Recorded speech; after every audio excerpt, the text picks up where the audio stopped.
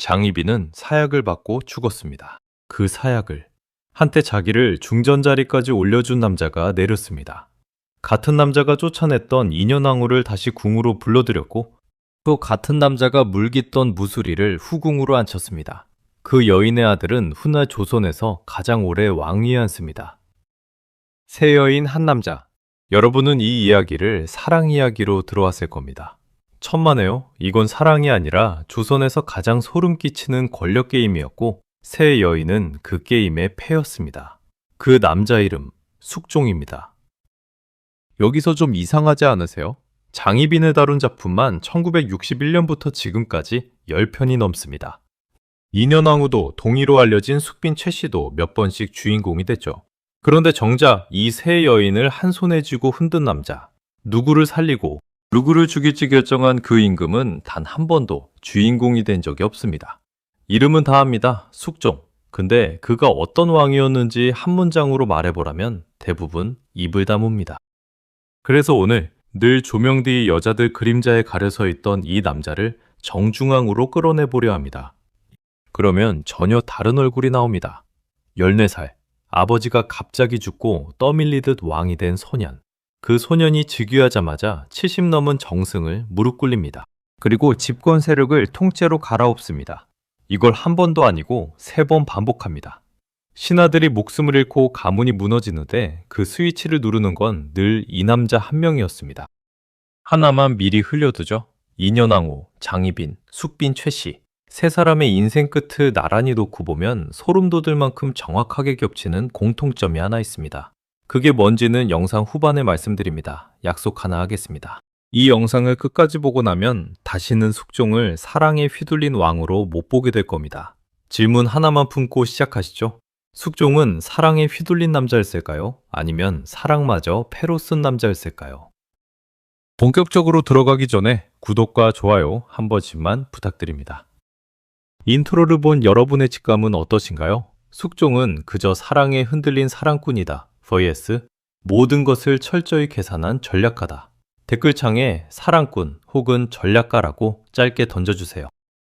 자, 그 무서운 남자도 시작은 14살짜리 소년이었습니다. 1674년 여름 아버지 현종이 갑자기 세상을 떠납니다. 병석에 누운 지 며칠 만이었어요. 누구도 준비 못한 죽음이었죠. 그리고 그 빈자리에 14살 소년이 앉습니다. 상상해보세요. 지금 중학생 나이에 어느 날 아침 아버지가 죽고 나라에서 가장 높은 의자에 앉으라는 말을 듣는 겁니다. 그 의자 앞에는 머리 희끗희끗한 신하 수십 명이 늘어서 있습니다. 보통은 이런 그림입니다. 어린 왕은 떨고 노련한 신하들이 뒤에서 나라를 주무른다. 실제로 어린 왕이 즉위하면 거의 공식처럼 따라부는 게 수렴청정이었습니다. 왕실의 어른인 대비가 발 뒤에 앉아 정치를 대신 봐주는 제도죠. 그런데 숙종한테는 이게 없었습니다. 14살짜리가 발 뒤에 누구를 두지 않고 자기가 직접 정치를 시작합니다. 고종은 11살에 즉위해 흥선대원군이 10년을 대신 주었고 명종은 12살에 올라 문정왕후가 8년간 발 뒤에 있었어요. 그런데 숙종은 혼자 시작했습니다. 어떻게 가능했을까요? 답은 그가 이 나라에서 가장 특별한 신분이었다는 데 있습니다. 숙종은 현종의 외아들이었습니다. 경쟁자가 단 한 명도 없었어요. 네가 왜 왕이냐고 물을 수 있는 사람이 없는 왕이었던 거죠. 나이는 어렸지만 명분에서는 누구보다 강했던 겁니다. 그래서였을까요? 당시 조정엔 송시열이라는 거물이 있었습니다. 효종, 현종배를 거치며 산처럼 버틴 학자이자 정치가였죠. 신하들이 그 앞에서 숨도 크게 못 쉬던 사람입니다. 그런데 숙종은 즉위 직후 이 송시열을 정조준합니다. 아버지, 선종의 장례 절차를 두고 송시열 쪽이 예법을 잘못 적용했다는 문제를 건 거예요. 14살짜리 왕이 70 가까운 노학자에게 당신 틀렸다고 공개적으로 선언한 겁니다. 보통 어린 왕이라면 거물 신하의 눈치를 봅니다. 그런데 이 소녀는 거꾸로 가장 센 사람을 가장 먼저 쳤어요. 제일 큰 산을 흔들어야 나머지가 알아서 긴다는 권력의 생리를 안 거죠. 이때부터 신하들이 깨닫기 시작합니다. 이 어린 왕은 만만하지 않다. 자, 이 소년이 다음으로 진 무기는 조선의 어떤 왕도 이렇게 노골적으로 휘두른 적 없는 칼이었습니다. 집권 세력을 통째로 갈아엎는 기술. 우리가 황국이라 부르는 그것입니다. 한자 그대로 판을 바꾼다는 뜻이에요. 회사로 치면 어느 날 출근했더니 사장이 임원진을 전부 해고하고 그 자리를 어제까지 밀려나 있던 반대편 사람들로 싹 채우는 겁니다. 다만 조선에서는 밀려난 쪽이 귀양을 가고 심하면 사약을 받았습니다. 그럼 무슨 명분으로 이런 일을 벌였을까요? 조선 정치를 두 단어로 압축하면 붕당 그리고 예송입니다. 붕당은 그냥 정당이라 보시면 됩니다. 당시 조정은 서인과 남인, 거대 양당으로 갈려 사사건건 부딪혔습니다. 그 충돌의 핵이 예송이에요. 놀라지 마세요. 왕실 어른이 상복을 몇 년 입느냐를 두고 나라가 두 쪽으로 갈라진 사건입니다. 네, 그 검은 상복이요. 지금 들으면 어이없지만 조선은 성리학의 나라였습니다. 예법은 단순한 매너가 아니라 세상의 질서 그 자체였어요. 특히 왕실 상복 문제는 왕을 일반 사대부와 똑같이 볼 것이냐, 특별한 존재로 볼 것이냐는 질문으로 이어졌습니다. 서인은 왕도 사대부 예법을 따라야 한다 했고, 남인은 왕은 다르다 반박했죠. 결국 왕권을 어디까지 인정하느냐는 권력 다툼이었던 겁니다. 이 예송이 두 번 벌어지며 서인과 남인은 돌이킬 수 없이 등을 돌립니다. 이쯤에서 어린 숙종이 등장하죠. 명군만큼은 누구보다 단단한 왕이 정점에 있고 그 발밑에 서로 잡아먹지 못해 으르렁대는 두 정당이 있는 겁니다. 여러분이 숙종이라면 뭘 하시겠어요? 둘이 싸우게 두고 어느 쪽에 힘을 실을지. 그 스위치를 내가 쥐는 거죠. 오늘 서인 손을 들어줬다가 너무 커졌다 싶으면 남인으로 갈아 끼우는 겁니다. 한 줄로 정리하면 황국은 신하를 길들이는 기술이었습니다. 서로 싸우게 만들어 놓고 심판이 직접 선수 목숨을 쥐는 거죠. 다른 왕들은 신하가 뭉치면 어쩌지 못했지만 숙종은 반대로 신하들을 뭉치지 못하게 서로 의심하고 고발하게 만들었습니다. 그리고 숙종은 이 환국을 1680년, 1689년, 1694년 무려 3번 씁니다. 그 3번의 판갈이 한복판에 인현왕후, 장희빈, 숙빈 최씨가 서 있었습니다. 첫 번째 판, 1680년 경신왕국. 이야기는 천막 하나에서 시작됩니다. 그해 3월, 영의정 허적의 집에 큰 잔치가 열립니다. 할아버지가 나라로부터 명예로운 칭호를 받은 걸 기념하는 자리였죠. 영의정이면 지금의 국무총리입니다. 그런데 하필 그날 비가 옵니다. 숙종은 명합니다. 왕실 창고에 기름 먹인 고급 천막을 보내줘라. 비 안 맞게. 여기까지는 임금이 신하를 챙기는 훈훈한 그림이죠. 그런데 신하가 와서 보고합니다. 전하, 그 천막은 이미 영의정 댁에서 가져갔습니다. 누구 허락도 없이 허적이 그냥 알아서 미리 가져간 겁니다. 숙종은 경노합니다. 그것도 아주 강하게요.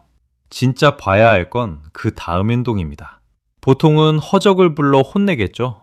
그런데 숙종은 그날로 군대 지휘권을 쥔 사람들을 싹 갈아치웁니다. 남인 쪽 군 수장을 끌어내리고 그 자리를 서인으로 채워버려요.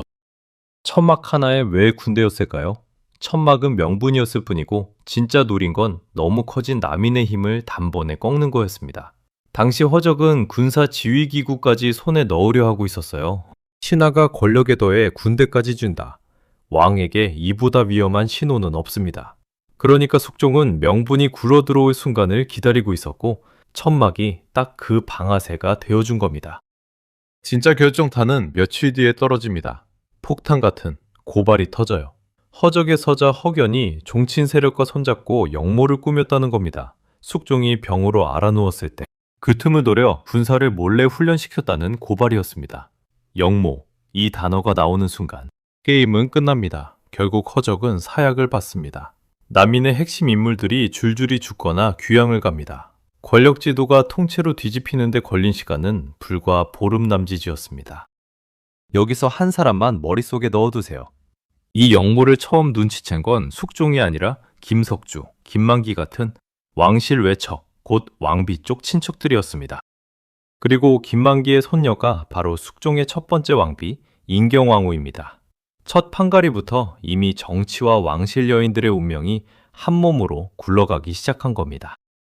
이렇게 서인이 다 잡았습니다. 상식적으로는 한동안 서인 세상이 이어져야겠죠?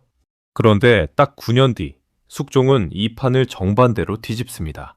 방금 권력을 쥐어준 서인을 자기 손으로 다시 끌어내려요. 그 한가운데 드디어 그녀가 등장합니다. 장희빈입니다. 장희빈은 명문가의 딸이 아니었습니다. 외국 사신을 상대로 통역하던 역관 집안, 신분으로는 중인 출신이었어요. 다만 이 집안은 통역하며 청나라를 오가는 무역에 손을 댔고 그래서 돈이 많았습니다. 한쪽엔 돈은 있지만 신분이 낮은 중인 집안, 다른 쪽엔 신분은 높지만 권력에서 밀려나 있던 남인, 이 둘을 잇는 연결고리가 바로 장희빈이었습니다. 다시 말해 장희빈은 단순히 미모로 왕의 마음을 사로잡은 여인이 아니라 남인이라는 정치 세력이 왕의 침전 가장 가까이에 꽂아 넣은 카드이기도 했던 거죠. 물론 숙종이 그녀에게 끌린 것도 사실일 겁니다. 다만 천막 하나로 정당을 날린 그 남자가 곁에 여인이 어느 세력과 닿아 있는지 몰랐을 리 없습니다. 알면서 쓴 거죠. 1688년 결정적인 순간이 옵니다. 장희빈이 아들을 낳습니다. 숙종에게는 그토록 기다리던 첫 아들이었어요. 즉위한 지 14년이 됐는데도 아들이 없었고 본비인 인현왕후한테서도 후사가 없었습니다. 왕에게 아들이 없다는 건 나라의 미래가 비어있다는 뜻입니다. 신하들이 다음은 누구냐를 두고 또 편을 가를 위험한 공백이었죠. 그 공백을 장희빈이 메워준 겁니다. 숙종은 이 갓난아기를 원자, 곧 왕의 정해진 후계자로 삼겠다고 선언합니다. 이 아이가 다음 왕이다라고 공식 도장을 찍은 거예요. 그런데 아기는 태어난 지 겨우 두어 달. 게다가 정비 인현왕후는 아직 한참 젊었습니다. 그래서 서인이 반대합니다. 송시열이 앞장섰어요. 전하, 너무 이릅니다. 중전께서 아직 젊으신데.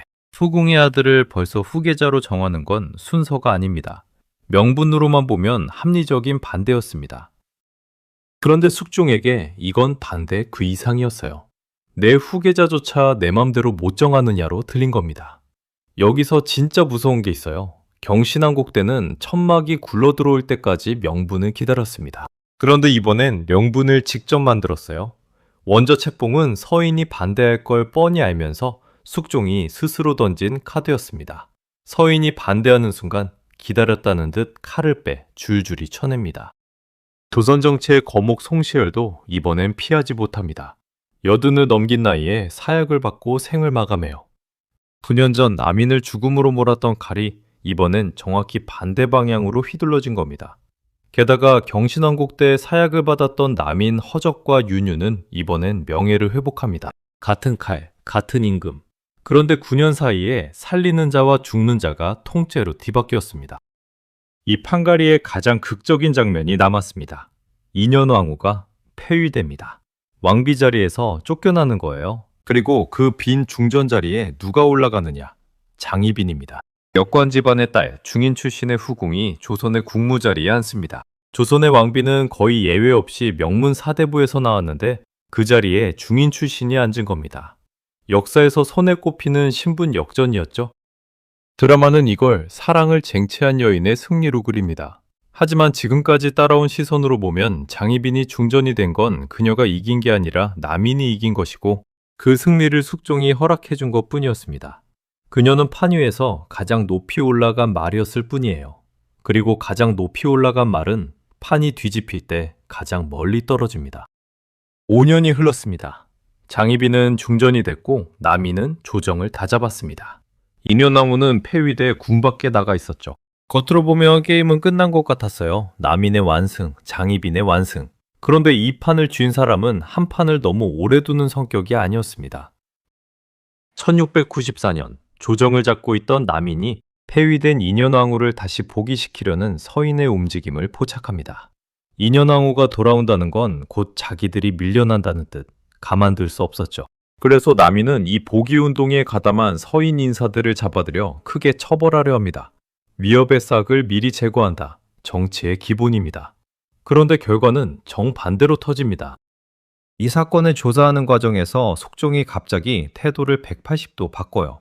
처벌하려던 서인을 오히려 풀어주고 거꾸로 남인을 쳐버립니다. 남인은 영문도 모른 채 권력에서 쓸려나가요. 이게 세 번째 판, 갑술한국입니다. 숙종은 왜 5년 전 직접 불러들인 남인을 또 손바닥 뒤집듯 버렸을까요? 표면적 이유는 인현왕후 복이었지만 이 무렵 숙종의 마음이 이미 다른 곳에 가 있었거든요. 또 한 명의 여인, 숫빈 최 씨입니다.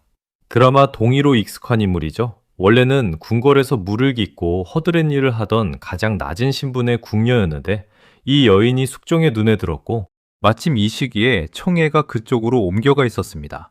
장희빈의 뒤엔 남인이 있었죠. 그렇다면 장희빈이 미워지기 시작한 왕에게 남인이라는 세력도 함께 거추장스러워졌을 겁니다.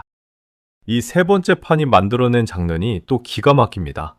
폐위됐던 인현왕후가 궁으로 돌아옵니다. 다시 왕비가 돼요.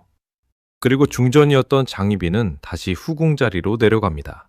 5년 전과 정확히 반대, 두 사람의 위치가 완벽하게 뒤바뀐 겁니다. 마치 시소처럼요. 그 시소의 받침점에 앉아있던 사람이 숙종이었습니다. 1680년 경신, 1689년 기사, 1694년 갑술, 14년 동안 평균 5에서 9년에 한 번씩 나라의 권력 지도를 통째로 갈아엎은 겁니다. 직장에서 5년에 한 번씩 사장이 임원을 전부 갈아치운다면 다들 사장 눈치만 보겠죠, 조선의 신하들이. 딱 그랬습니다. 한 번도 신하에게 휘둘려 판을 바꾼 게 아니라 자기 필요에 따라 자기 타이밍에 갈아엎은 겁니다. 판은 다시 뒤집혔고 장희빈은 후궁으로 내려갔습니다. 그럼 그녀의 이야기는 끝일까요? 아닙니다. 진짜 비극은 아직 시작도 안 했어요. 그녀를 완전히 끝장낸 건 7년 뒤에 벌어질 또 다른 사건이었습니다. 그 이야기로 가기 전에 새 여인을 나란히 세워볼까요? 인현왕후는 서인 명문가의 딸, 태어날 때부터 왕비가 될 혈통이었습니다. 장희빈은 역관 집안 중인 출신이었어요. 숫빈 최 씨는 셋 중 가장 낮은 물긋던 무수리 출신이었습니다. 신분으로만 보면 평생 같은 부대에 설 일 없는 사람들이 전부 한 남자 곁에서 만난 겁니다. 세 사람의 인생이 어떻게 흘렀는지 보죠. 인현왕후는 왕비가 됐다가 쫓겨났다가 다시 돌아왔고 복이 몇 년 만에 병으로 세상을 떠납니다. 장희빈은 후궁에서 중전까지 올랐다가 다시 후궁으로 내려오고 끝내 사약을 받습니다. 숫빈 최 씨는 가장 낮은 곳에서 후궁이 됐고 아들을 낳았어요. 그리고 그 아들이 훗날 왕이 됩니다. 여기서 제가 처음에 흘린 소름 돋는 공통점이 있습니다. 이 세 여인의 운명은 단 한 번도 그녀들 자신의 의지로 결정되지 않았어요. 쫓겨난 것도 돌아온 것도 중전이 된 것도 내려간 것도 전부 판이 뒤집힐 때 결정됐습니다. 세 여인의 인생은 세 번의 정권교체 그래프와 정확히 포개집니다. 이건 사랑 이야기가 아니라 세 여인의 몸을 빌려 쓴 권력 이야기였던 겁니다. 이제 가장 무거운 장면입니다. 1701년 궁으로 돌아왔던 인현왕후가 병으로 세상을 떠납니다. 그리고 얼마 지나지 않아 충격적인 사실이 드러나요. 후궁으로 내려가 있던 장희빈이 자기 처소에 몰래 신당을 차려놓고 있었다는 겁니다. 신당은 신을 모시는 작은 제단입니다. 그곳에서 인현왕후가 죽기를 빌며 저주를 했다는 거예요. 이게 드러나자 숙종은 장희빈에게 스스로 목숨을 끊으라 명합니다.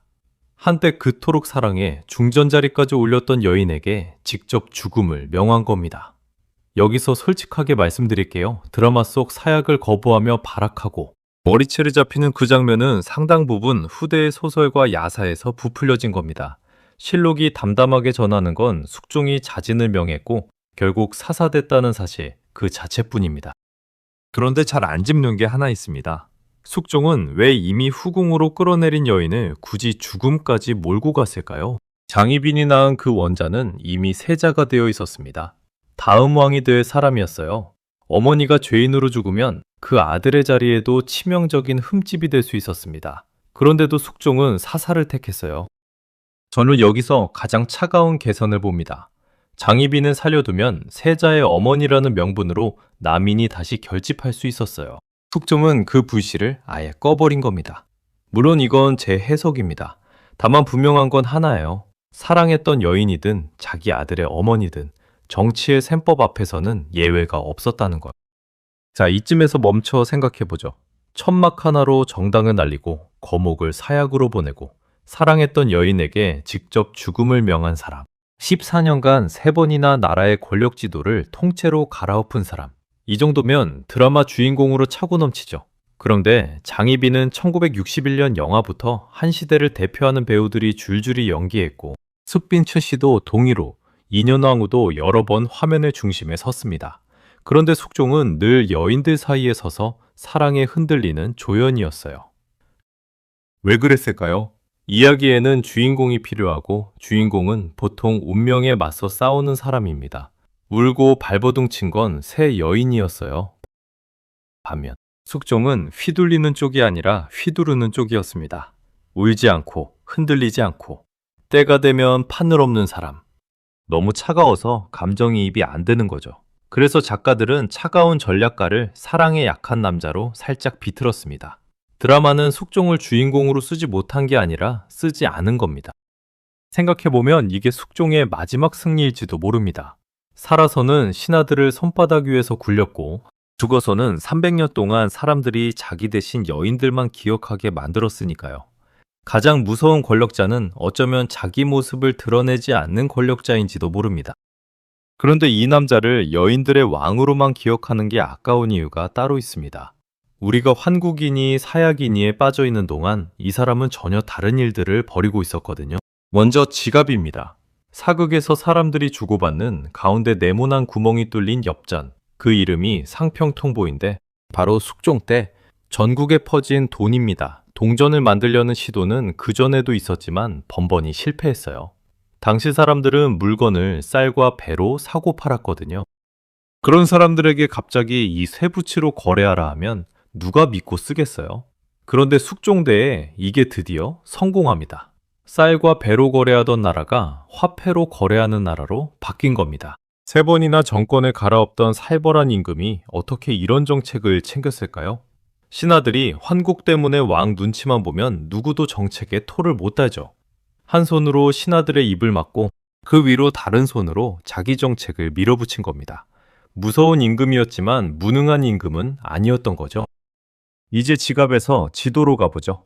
1712년 제위 38년째 백두산에 비석 하나가 세워집니다. 백두산 정계비. 글자 그대로 경계를 정한 비석입니다. 상대는 당시 대륙의 최강대국 청나라였어요. 그 거대한 나라를 상대로 조선이 국경을 돌에 새겨 명문화한 겁니다. 이 비석엔 서쪽은 압록강, 동쪽은 토문강을 경계로 한다고 새겨져 있었습니다. 그런데 이 토문강이 훗날 어마어마한 불씨가 됩니다. 조선은 토문강을 만주 안쪽으로 흐르는 강으로 봤고 그렇게 보면 그 사이간도 땅이 조선 영토가 됩니다. 청나라는 반대로 해석했고요.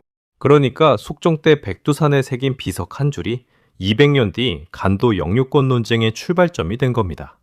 우리가 장희빈의 남자로만 기억하는 그 사람이 사실은 우리 영토 문제의 한가운데에 서 있는 겁니다. 이 사람은 무려 46년을 왕위에 있었어요. 갓 태어난 아기가 46 중년이 될 때까지 한 사람의 평생 동안 계속 왕이었던 겁니다. 영조 다음으로 긴 재위 기간입니다. 그런 숙종도 시간만큼은 어쩌지 못했습니다. 말년의 숙종은 눈이 멀어가고 있었어요. 심한 눈병을 앓아 나중엔 앞이 거의 안 보일 지경이었다고 합니다. 평생 신하들의 표정 하나까지 읽어내며 판을 짜던 사람이 말년에 눈앞이 흐려져 글도 제대로 못 읽게 된 겁니다.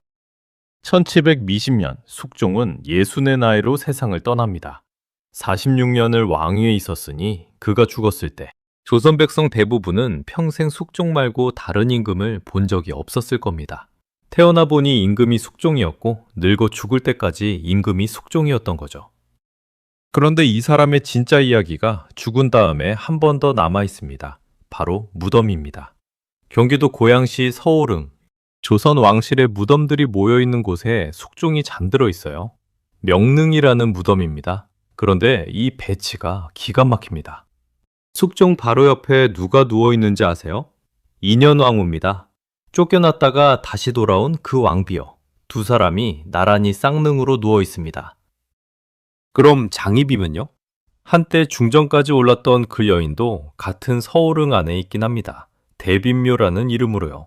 그런데 그 위치가 능역, 한쪽 외진 구석, 왕과 왕비들이 모인 곳에서 뚝 떨어진 작고 초라한 무덤입니다.